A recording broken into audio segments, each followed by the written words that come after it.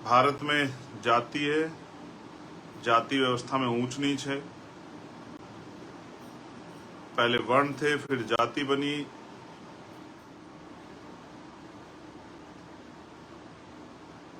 कभी कभी आदमी को ताकत अहंकार में ले जाती है, पागल कर देती मदहोश, और वो फिर ऐसे ऐसे काम करता है जिसको किसी भी तरह से स्वीकार्य नहीं किया जा सकता आजाद भारत में, जहां संविधान से देश चल रहा है।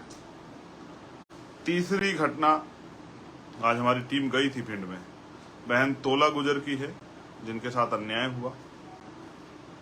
उससे पहले भी एक बच्ची के साथ राजस्थान में अन्याय होता। राजस्थान में आम बात है, जो हीन भावना, जातीय दम, जातीय दमन, जातीय कुंठा, जाति व्यवस्था की वजह से बनी हुई है देश में, ये उसका मामला है।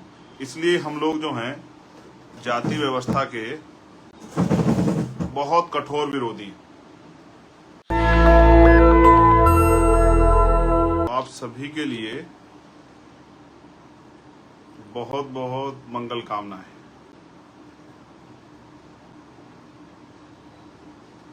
मैं आज के फेसबुक लाइव में आपके बीच हूं,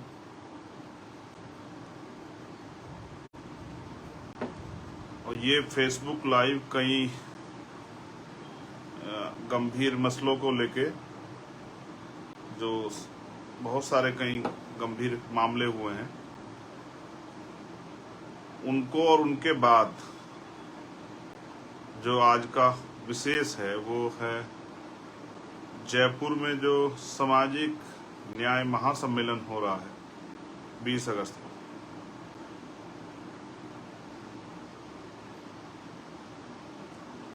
मैं अपनी बात की शुरुआत करते हुए भारत की धरती पर समय समय पर जन्मे सभी संतों, गुरुओं, महापुरुषों को नमन करता हूं। महामानव तथागत बुद्ध से लेके संत श्रोमणी सतगुरु रविदास जी, भगवान वाल्मीकि जी, गुरु नानक देव, संत कबीर, गुरु घासीदास, संत गाडगे जी महाराज, नारायणा गुरु, और जो समाज के अग्रदूत रहे सामाजिक परिवर्तन के आंदोलन के, जिनको राष्ट्रपिता कहा जाता है, लेकिन वो राष्ट्रपिता से भी बढ़कर हैं। राष्ट्रपिता ज्योतिबा फूले, मां सावित्रीबाई फूले, छत्रपति साहू जी महाराज, जिनको हम आरक्षण का जनक मानते हैं, विश्व रत्न डॉक्टर बाबा साहब अम्बेडकर, संत तुकाराम जी, पेरियर रामास्वामी नायकर, प्यारेलाल यादव, बाबू जगदेव प्रसाद कुशवाहा, जननायक कपूरी ठाकुर, महामना रामस्वरूप वर्मा, बाबू शिवदयाल चौरसिया, संतराम B.A. प्रजापति जी, माँ अवंतिका बाई लोधी, माँ झलकारी बाई कोरी, माँ फातिमा शेख, माँ फूलन देवी, मान्यवर दीना भाना वाल्मीकि साहब, विजय सिंह पथिक जी, कोतवाल धन सिंह गुर्जर जी, सर छोटू राम जी, चौधरी चरण सिंह जी, और मेरे गुरु, मेरे आदर्श मान्यवर साहब श्री काशीराम जी को नमन करता हूं। आज का जो लाइव है उसमें 2-3 इशू, जिन्होंने 2-3 ऐसे विषय जिन्होंने मुझे बहुत ज्यादा परेशान किया, उन पे मुझे आपसे बात रखनी है। और स्पेशली मैं राजस्थान के साथियों से कहूंगा कि वो जुड़े। हमारे राजस्थान की इतनी लीडरशिप है, उनसे, हमारे एक राजस्थान के कार्यकर्ता से, जिनके कंधों पे 20 तारीख के लिए बहुत बड़ी जिम्मेदारी है। तो मैं अपनी बात की शुरुआत करता हूं एक ऐसी घटना जो कर्नाटक में घटी। भारत में जाति है, जाति व्यवस्था में ऊंच नीच है। पहले वर्ण थे, फिर जाति बनी, और जाति की जो असमानता है, उसका जो अन्याय है वो बहुत कठोर है। कर्नाटक में एक जगह पड़ती है चित्रकूट।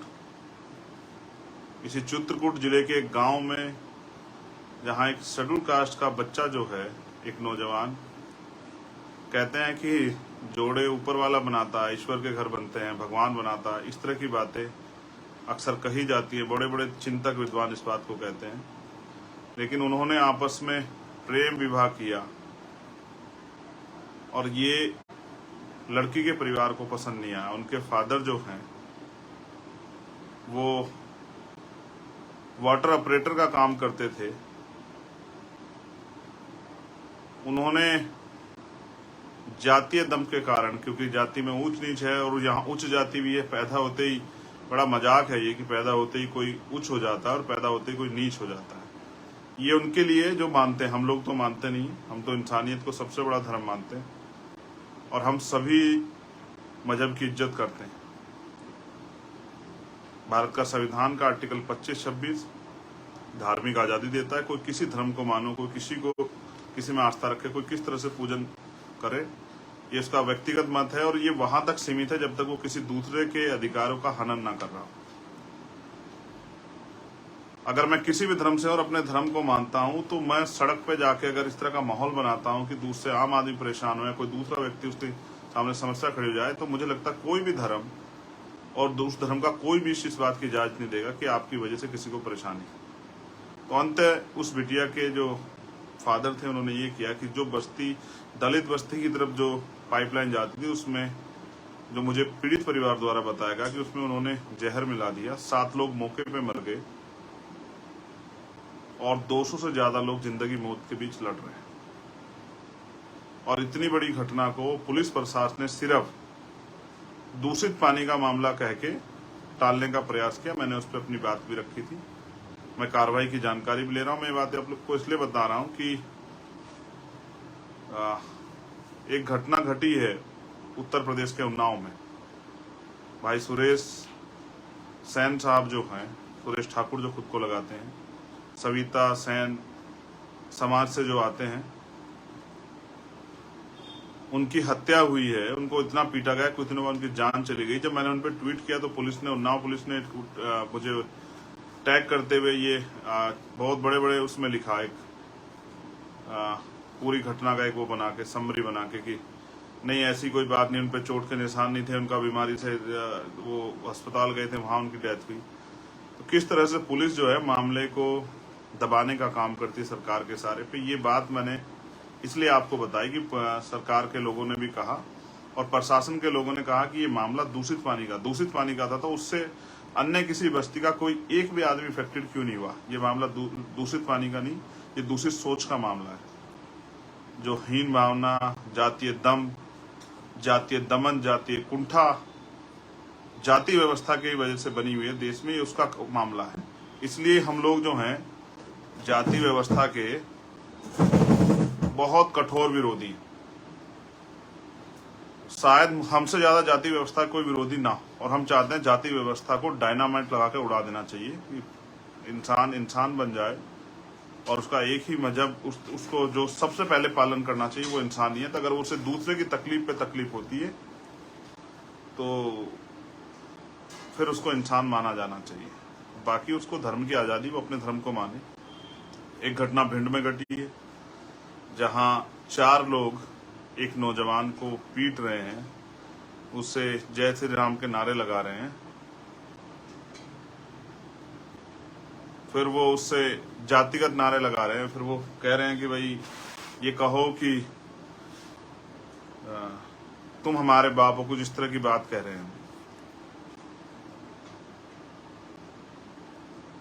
उसकी वीडियो भी बन रही है बाकायदा। वो एक सामाजिक संदेश है।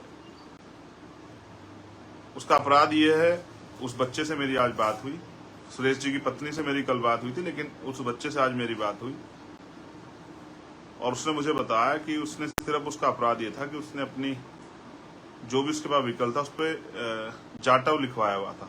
इस बात से नाराज होकर उन्होंने उसको पीटा और इस तरह के उसको अपशब्द कहे। मैं समझता हूँ कि अगर श्री राम भी होते तो शायद वो ये ना कहते कि भाई इस तरह से मेरे लोगों द्वारा पीटो और इसके मेरे जिंदाबाद के नारे लगाओ।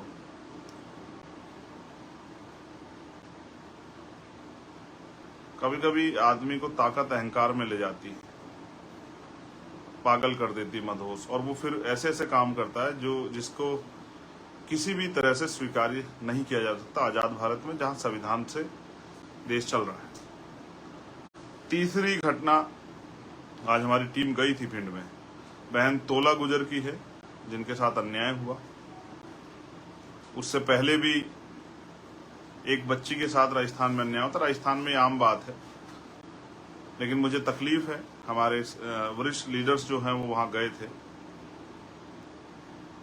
मुझे उम्मीद है कि संघर्ष के जरिए हम अपने इस परिवार को न्याय दिलाने में सफल हो पाएंगे।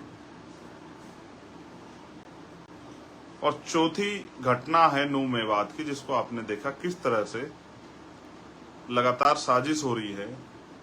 स्पेशली बीजेपी के लोग, मुझे कहने में कोई परहेज नहीं है, मेरे मुंह पे कोई तालाबंदी नहीं है, किस तरह से बीजेपी के लोग अपने राजनीतिक स्वार्थ में अपने चुनाव जीतने के लिए देश को हिंसा की आग में झोंक रहे हैं, ये आपके सामने है। मैं किसी भी गलत कार्य करने वाले का पक्षधर नहीं हूं, लेकिन मैं आपसे फिर ये कहना चाहता हूं कि अपने राजनीतिक स्वार्थ के कारण अगर आप किसी भी समाज को अगर आप डराने का, धमकाने का, अन्याय करने का काम करोगे तो इससे जो गुस्सा पैदा होगा वो बड़ा खतरनाक होगा। और सब लोग चुप रह सकते हैं। मैं आपको अपनी पार्टी की लीडरशिप की तरफ से, अपने संगठन की तरफ से और इंडिविजुअल चंद्रशेखर आजाद आपसे कमिटमेंट करके कह रहा है कि जो अन्याय आप कर रहे हो, भारतीय जनता पार्टी के लोग, राजनीति यहीं रहेगी, देश बड़ा है, इस बात को आपको समझना चाहिए। अपने देश को अपने सिर्फ राजनीतिक स्वार्थ के चलते कमजोर करना, नफरत फैलाना, ये इसका एहसास आपको नहीं पता कि ये जख्म कितने दिनों में भरेंगे। और मैं आश्वस्त होकर कहता हूं हर कमजोर वर्ग को, हर पीड़ित वर्ग को,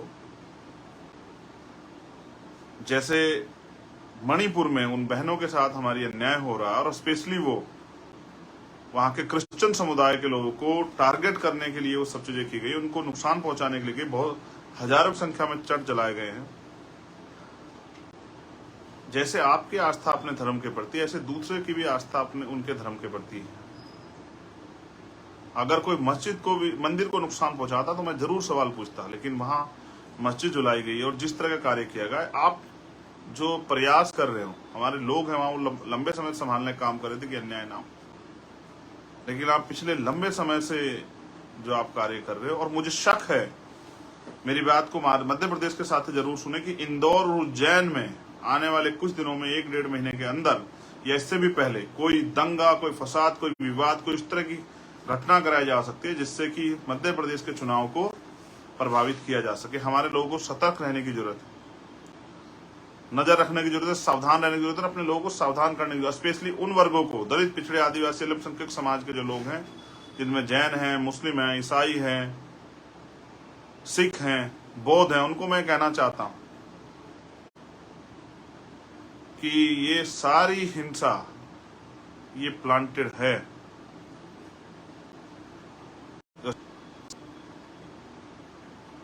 इसलिए मैं आपसे कहूंगा, स्पेशली इन बहुजन समाज के लोगों से, इन वंचित वर्ग के लोगों से, कि आप इस हिंसा से दूर रहना। इसलिए मेरी ये अपील है अपने नौजवान साथियों से, किसी भी तरीके से उनको अपने मकसद में कामयाब नहीं होने दें। और मैं पूरी ताकत से कह रहा हूं कि हम खड़े हैं हर कमजोर के साथ,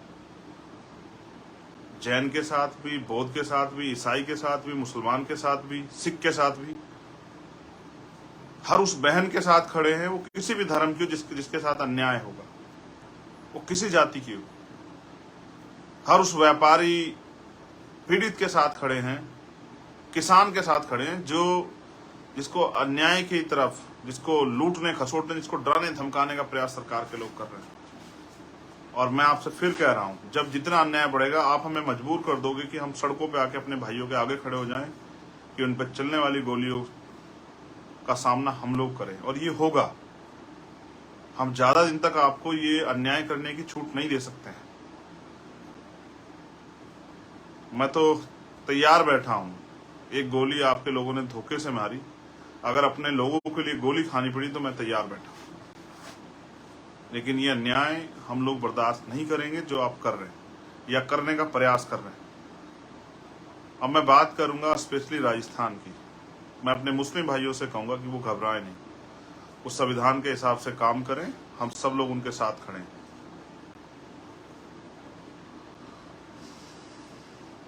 ये मुल्क हम सब का है, आप बिल्कुल परेशान ना हो।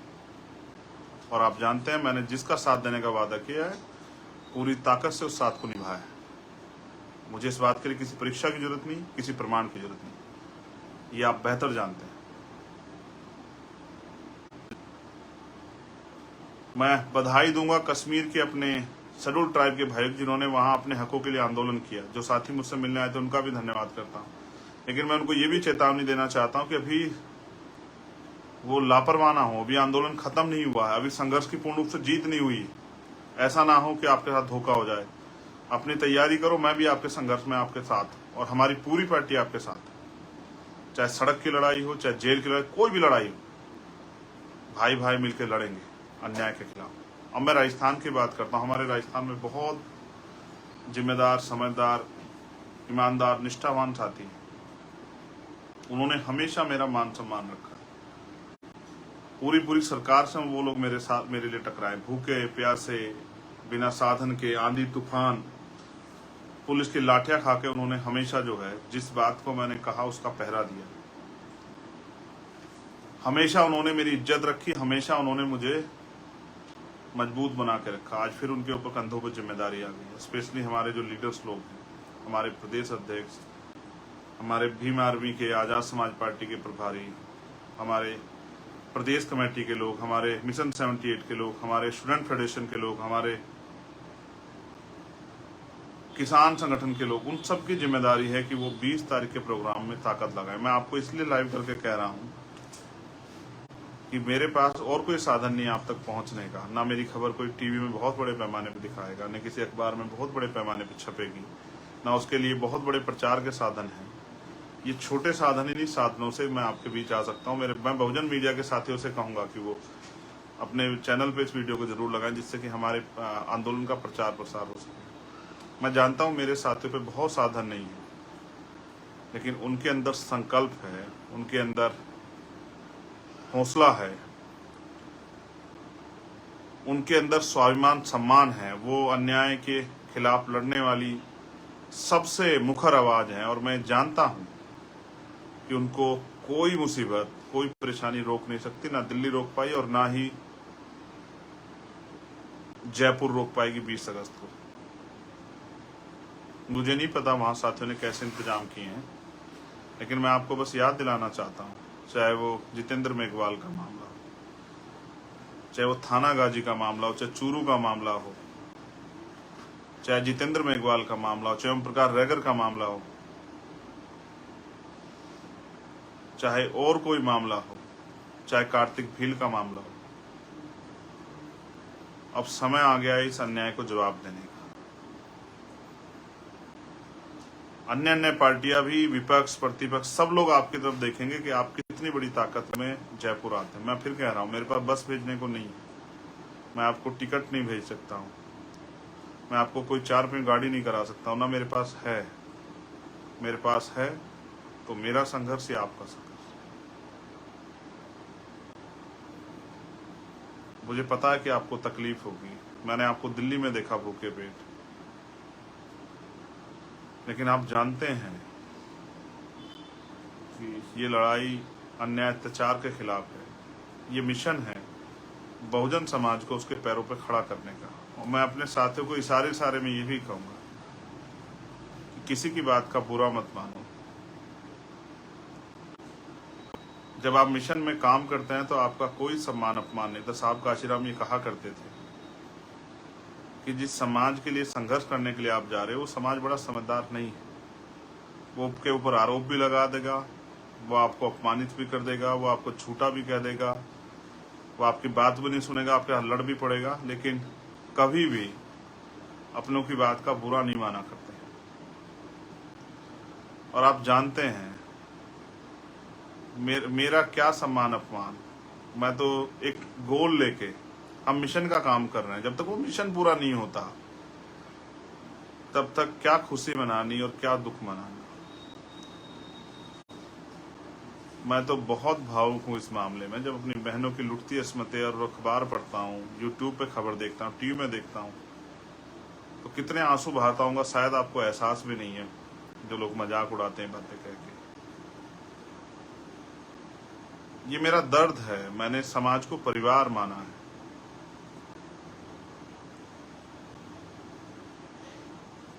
मेरा समाज से कोई स्वार्थ नहीं है, ये हमारे लोग जानते हैं। मैं तो साहब काशीराम की जो रुकी हुई मूवमेंट है, जो मूवमेंट पीछे जा रही है, मैं तो उसको कोशिश कर रहा हूं अपने साथियों के साथ कि उसको खींच के वापस। मैं किसी को बुरा नहीं कह सकता हूं, मुझे कोई अधिकार नहीं बुरा कहने का। मैंने ऐसा कुछ किया ही नहीं कि मैं किसी को बुरा कहूं, और मैं बुरा कहने के लिए काम ही नहीं कर रहा हूं। किसी के ऊपर आरोप लगाना, आलोचना करना मेरा काम है ही नहीं। मैं आपको भी कह रहा हूं कि बहुजन समाज की ज्यादा एनर्जी तो इसी काम में लग जाती है, इसी काम में, चाहे वो अधिकारी कर्मचारी हो, चाहे वो सामाजिक कार्यकर्ता हो, चाहे राजनीतिक कार्यकर्ता हो, चाहे आम आदमी हो, कि उसको कास्ट एट्रोसिटी सहनी पड़ती है। आज भी हमारे बच्चे यूनिवर्सिटियों में, कॉलेजों में सुसाइड करते हैं, आज भी उनके साथ जातिगत उत्पीड़न होता है, आज भी हमारे टीचर्स के साथ जातिगत उत्पीड़न होता है, आज भी उनके साथ अन्याय होता है। अभी आज पटियाला के लोग मेरे पास आए, FCI के, उन्होंने जो मुझे बताया कि किस तरह से 50 साल से ऊपर, अभी पार्लियामेंट में खड़े होकर कहा मंत्री जी ने कि 60 साल से नीचे किसी व्यक्ति को नहीं निकालेंगे, लेकिन निकाल दिए FCI के बहुत सारे लोग। और FCI के लोगों की ये गलती है कि जब जम्मू में निकाले गए उसके बाद वो चुप रहे, जब पटियाला तक आंच चली आई, संगरूर तक, तब उनको एहसास हुआ। ये वो पीरियड है कि जिस तरह से वो जो मुर्गे को बेचने वाला होता है, वो मुर्गा जब एक मुर्गे को काटने को निकालता है तो बाकी मुर्गे दाना चुगते रहते हैं। मैंने आज उनको कहा डांटते हुए कि आपको पहले दिन अन्याय के खिलाफ आवाज उठानी चाहिए थी। और मैं हमेशा समझाता हूं कि आप ये सोच के चुप हैं कि मेरे प्रदेश में नहीं हुआ, या मेरे जिले में नहीं हुआ, मेरे जोन में नहीं हुआ, मेरे तहसील में नहीं हुआ, मेरी विधानसभा, मेरे गांव में नहीं हुआ, तो आप इंतजार कर रहे हैं अपनी बारी का।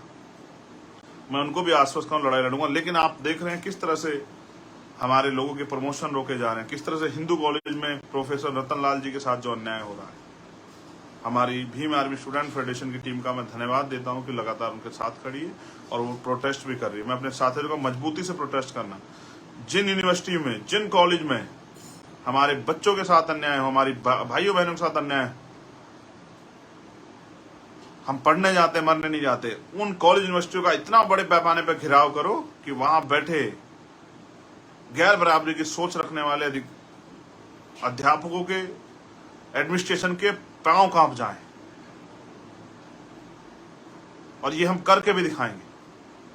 लेकिन स्पेशली अभी मैं अनुरोध करूंगा राजस्थान के साथियों से, हमारे भीम आर्मी के साथियों से, हमारे आजाद समाज पार्टी के साथियों से, हमारे स्टूडेंट फेडरेशन के साथियों से, मिशन 78 के साथियों से, और भी जो हमारे संगठन है, किसान साथी, उन सबसे अपील करूंगा कि आपने 5 साल जो संघर्ष किया, 6 साल लाठियां खाई, ये जयपुर ही है जिसमें मैं जेल गया था 4 दिन के लिए, आपको याद होगा, CHA के भाइयों के लिए।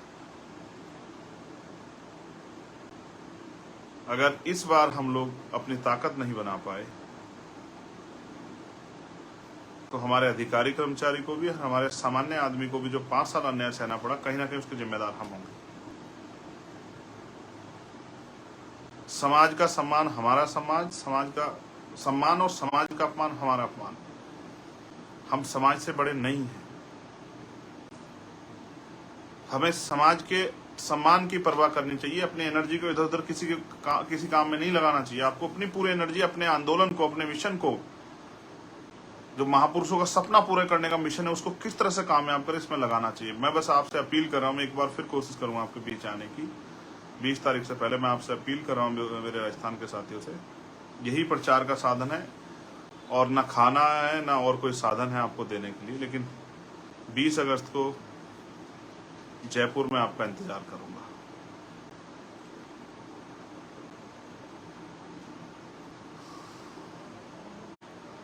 आपकी राह देखूंगा। हो सकता है ट्रेन कैंसिल हो सकता है आपको डराया जाए, धमकाया जाए, हो सकता है आपको प्रलोभन दिया जाए, हो सकता है और कुछ चीजें आपके सामने रखी जाए, मगर मैं बस आपसे यही कहूंगा, स्वाभिमान सम्मान की लड़ाई में न्योते नहीं भेजे जाते। मैं आपका भाई चंद्रशेखर आजाद 20 तारीख को जयपुर में 20 अगस्त को आपका इंतजार करूंगा, ये बताने के लिए कि पिछले 5 साल में जो अन्याय, अत्याचार, जुल्म, जाति, नफरत, हिस्सेदारी में लूट, अधिकारों पे कुठाराघात जो भी हुआ है उसका जवाब देने के लिए 20 तारीख को हम लोग जयपुर आ रहे हैं। और मैंने हर सामाजिक न्याय सम्मेलन में आपसे कहा कि आपको आना है। और ये घटनाओं का जिक्र मैंने आपसे इसलिए किया, मैं तो राजस्थान की बहुत सारी घटनाएं आप जानते हैं ना, कैसे 4-4 बार मुझे लौटाया गया।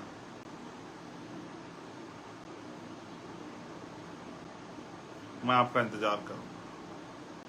जैसे आपने भरतपुर में अपनी ताकत दिखाई, जैसे आपने गंगापुर सिटी में अपनी ताकत दिखाई, जैसे आपने भादरा में अपनी ताकत दिखाई, वैसे ही आप जयपुर में भी अपनी ताकत दिखाएंगे। और इस संघर्ष को कामयाब करने, एक आखिरी बात आपसे और कह रहा हूं, रोटी लेके आना, अपने लिए भी और मेरे लिए भी। आपने शायद अगर याद हो आपको, और आप, ये प्रैक्टिकल बात है, आपका कोई अमीर रिश्तेदार हो वो भी अपने गरीब रिश्तेदार को पहचानने से मना कर देता है। अमीरों की नस्ल ही ऐसी होती है। गरीबों के पास यही है कि अगर उसके पास एक चादर होगी नहीं, तो उसके घर में मेहमान आएगा तो वो नई चादर बिछाएगा। गरीब इज्जत देना जानता है। मैं आप सबका धन्यवाद करता हूं कि आपने मुझे सुना, और मुझे विश्वास है मेरे साथियों के ऊपर कि वो सरकार को भी और समाज को भी ये संदेश देने के लिए कि अब हम किसी के पिछलग्गू नहीं बनेंगे, हम अपने पैरों पे खड़े होंगे। काम करने वाले नौजवान ईमानदार हमारे साथी तन मन धन से, और मैं अपने साथियों से कहूंगा कि जो लोग आना चाहते हैं, जिनके पास साधन हो, वो उनकी मदद कराएं कि वो 20 तारीख को एक ऐसा सैलाब आए राजस्थान में कि भोपाल की रैली को लोग भूल जाएं। जबकि मध्य प्रदेश के लोगों ने जो मील का पत्थर ठोका है उसे शायद ना ही कोई भुला पाए। लेकिन मैं मध्य प्रदेश के साथियों से भी कहता हूं, बहुत अन्याय अत्याचार हो रहा है। मैं बहुत जल्द 10-15 दिन के लिए मध्य प्रदेश आ रहा हूं। एक शुरुआत कर रहे हैं हम लोग 15 तारीख से नगीना लोकसभा में। जाति तोड़ो समाज जोड़ो एक यात्रा, हम साइकिल यात्रा शुरू कर रहे हैं। साइकिल यात्रा तो हमारी बीमार में आजाद समाज पार्टी के नेतागण कर ही रहे हैं, लेकिन उसमें एक दिन के लिए मैं भी शामिल होने के लिए जा रहा हूं 15 तारीख। और मैं उन सभी साथियों का धन्यवाद देता हूं जो देश भर में इस आंदोलन को कामयाब करने के लिए बहुत मेहनत कर रहे हैं। प्राइमरी स्कूल के हेडमास्टर का बेटा हूं, कोई घमंड नहीं रखता हूं।